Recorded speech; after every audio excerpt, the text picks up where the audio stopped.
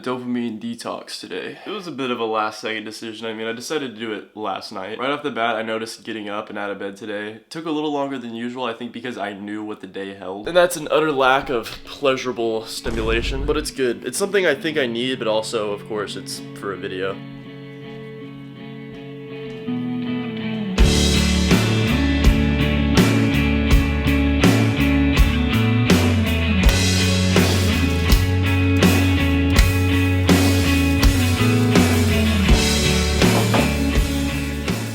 So for those who aren't aware exactly what dopamine is essentially your life force. It's what gives you motivation and drive. And how it works is your brain has a baseline of dopamine. This is kind of your default levels of motivation and drive. It's different for everyone, and factors of course can affect it. And when you do something such as play video games, scroll on Instagram or TikTok, listen to your favorite music, jerk off, and even productive stuff like going to the gym or doing work you enjoy, your brain releases dopamine. Now, it's not the same every time, of course. You're not gonna get the same amount of dopamine release from texting your friend compared to scrolling on the hub for an hour. But when these releases do happen, a balancing act takes place, meaning you have this big spike in dopamine, it comes back down, and then it comes back up to baseline, but it's a new baseline, a baseline lower than the previous. You can see why things like excessive social media use, video games, pornography will whittle away at your dopamine baseline, causing you to have less of a drive for life. And I'm sure you know someone, or maybe even yourself, that is in that trap right now or has been in that trap before. Just constantly taking in all this self-pleasure, but yet life doesn't get any better. You don't get any more fulfilled. And honestly, I feel like that can explain most people feeling depressed in modern times.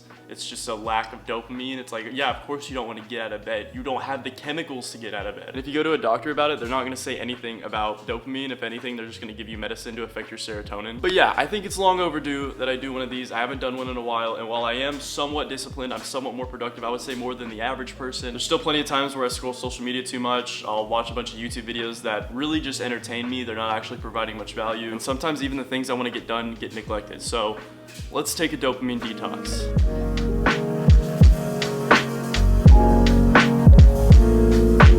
So to detox would be to take all the, essentially just the useless pleasures, but anything that really gives you a high release of dopamine, take them out. So for me, I'm going the day, no social media, no mindless entertainment, so I can work, meditate, read, exercise. No music, because music does release a lot of dopamine, that's entertainment.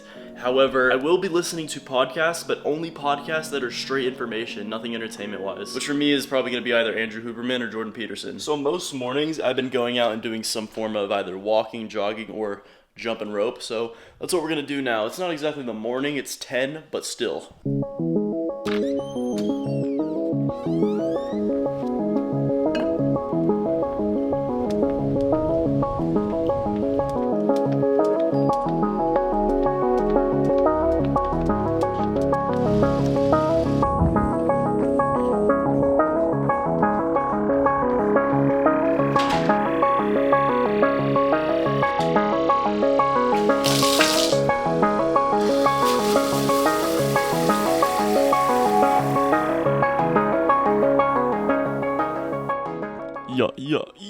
I feel like knowing about dopamine and how it works in modern times is such a monumental aspect of self-improvement. I just think back to the time where I didn't know about that, and I didn't really know about self-improvement at all, and I was just playing video games all day and watching pornography all day. Two of the biggest dopamine releasing things ever, non-stop all day. And to be doing all that as my brain is developing, setting the stage for the rest of my life. I was lucky enough to get introduced to the gym, and that kind of phased out gaming for the most part. And I'm sure I got plenty of dopamine from the gym because I really enjoyed it. I was seeing progression, and I would take a crack ton of pre-workout on a school night. But I didn't really end up learning about dopamine for years until I finally stumbled upon the Andrew Huberman Dopamine podcast. The first time I listened to that, it rocked my world. I listened to it a few more times. I recommend it to everyone. You become so much more self-aware and also realize how responsible you are for optimizing your dopamine and thus having more drive for life. It's also nice to know in a world of these motivational speakers that just tell you, it's all about discipline. You don't have to love it. You gotta hate it, but you still gotta get up and run 10 miles every day. Oh, I can get more motivation. Motivation can be optimized. I can cut out certain things and get more enjoyment from others. That's a big thing to realize nowadays when everyone's addicted to their phones and porn and Netflix and video games. Let people enjoy things. Don't talk shit about Netflix. Just wrapped up a 20-minute meditation, which was pretty good, but I honestly expected it to be better. I think that's just because I was expecting, since I had such a good morning, that for some reason I'd be able to focus even more. But I still got lost in thoughts here and there, as is part of the journey. But it is time to make a smoothie and get some work done.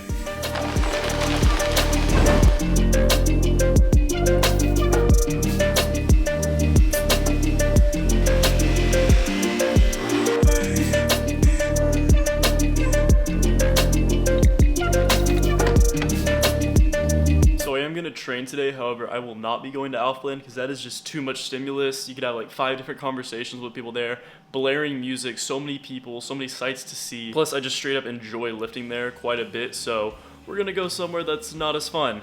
My apartment gym.